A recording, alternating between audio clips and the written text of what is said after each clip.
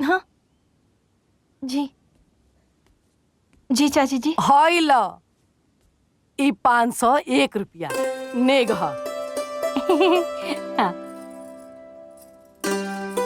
ला, ई मत कहिया कि चाची कम देली हा। अरे रघुआ सोची मत सरहद जी, अब नेग में हम पैसा ना देली तो का, बाकी रघुआ के सोना से हम लाद दे। सोना से लाद दे? हमारे तो पहले भाली ना, उनका रकम नेग दे दल बनी। दीदी काहे जीजक डांटेली? बक सोना जीजक दुबई से ना वाला, टाइम लगे ना सोनवाइले में।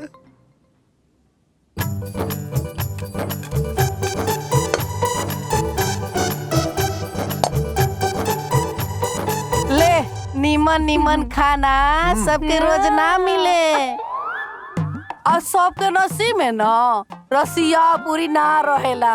ले ले ले। अरे बुढ़िया, केकरा के सुना होता रे? तोरा के रे, तोरा के। तू का सोचे तारू? तू हमरा हाथ से रसिया पूरी छीन ललू तका हम उपवास में रहब? हमू बनावतानी।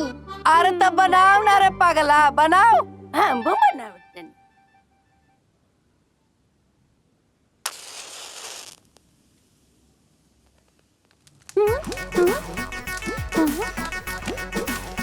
देखा, दूध डाल देले बानी, उहो मलाई वाला।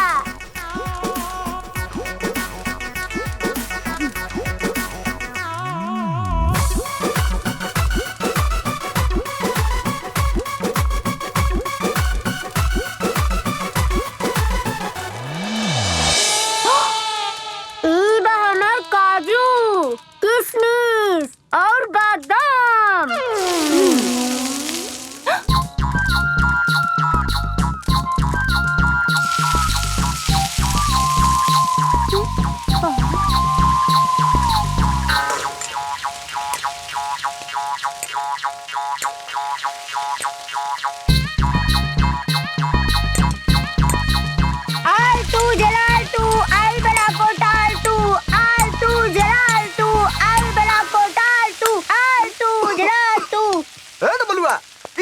अरे उ का भइल ना कि हमरा उस्ता ने कोनो डांग बुढ़िया के नजर लाग गई, एही से नजर उतारा दानी। आल तू जलाल तू, आई बला को डाल तू। का हम ना ले जाए बाहर लेके, हम अपना हिस्सा में करत हनी। भाग रे चोरवा।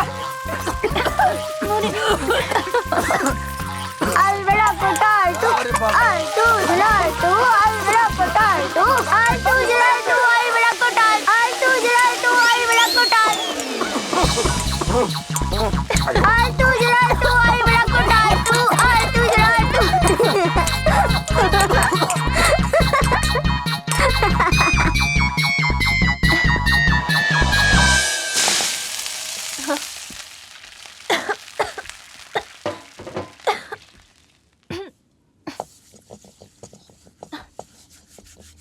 तनी हमरा बात पर ध्यान दिहल जाओ। देवर जी, तनी हमरा बात पर ध्यान दिहल जाओ। देवर जी, हमार बात तो सुनी। हमार कान बहिर नहीं खे। हम ना रवा खातिर रसिया पूरी लेके आयल बानी, खाली ना। ऐसन ऐसन कितना रसियाओ पूरी हम खा चुकल बानी, लेकिन हमरा कोनो लालच नहीं खे। बात लालच की नहीं खे, हम ना पहला बार चूल्हा छोले बानी, और अगल बगल के लोग ना खाए तो ठीक तो ना नो लागी। और अगर वो दुश्मन होके और तब ना खाए तब तो और ठीक लागी। हमरा केहू के एहसान की जरूरत नहीं खे, हम अपना आप में ही काफी बानी। खीर बनाई, खाटी दूध के, आलू परवर के सब्जी बनाई, चाप चाप के खाई। इतना नखरा ठीक नहीं खे देवर जी। हमके सब पता बा, राउरी लाल मिर्च के तड़का। हम रउआ खातिर रसिया पूरी लेके आयल बानी, खा ली ना, बहुत टेस्टी बा। बाकी रसियाओ तो खाली मीठे के न बनल होई। नाना पूरा दूध में बनल बा, और ऊपर से गढ़ी, काजू, बादाम, किशमिश, बहुत कुछ पड़ल बा, एकदम टेस्टी। खा के देखिए एक बार।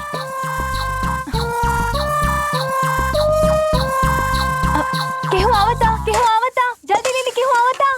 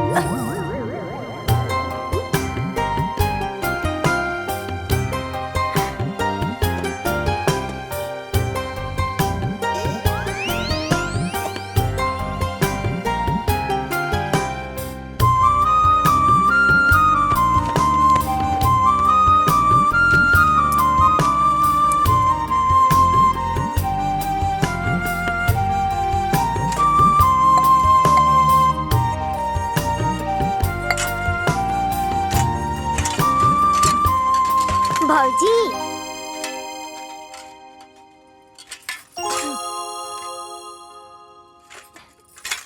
भौजी तनी हमार बात पे ध्यान दिहल जाओ। तनी हमार बात पे ध्यान दिहल जाओ। अब हमार कान बहिर नहीं खे, बोलल जाओ। अगर केहू पहला बार चूल्हा छुए तब बिना नेक के खाएल उचित ना होला। हम नेक रख देले बानी, अपना के ले लिहल जाओ।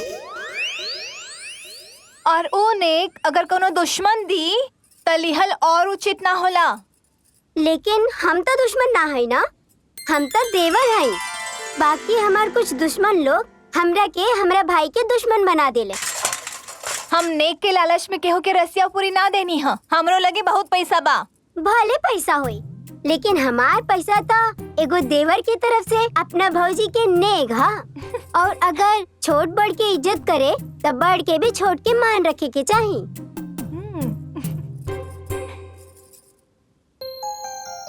हाँ। लागता कि केहू आवता।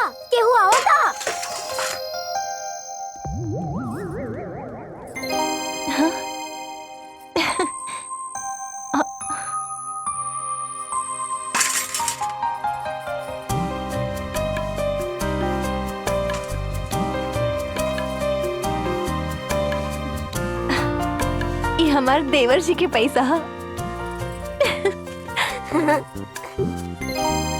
आहा, लाखों में एक बड़ी हमार भौजी।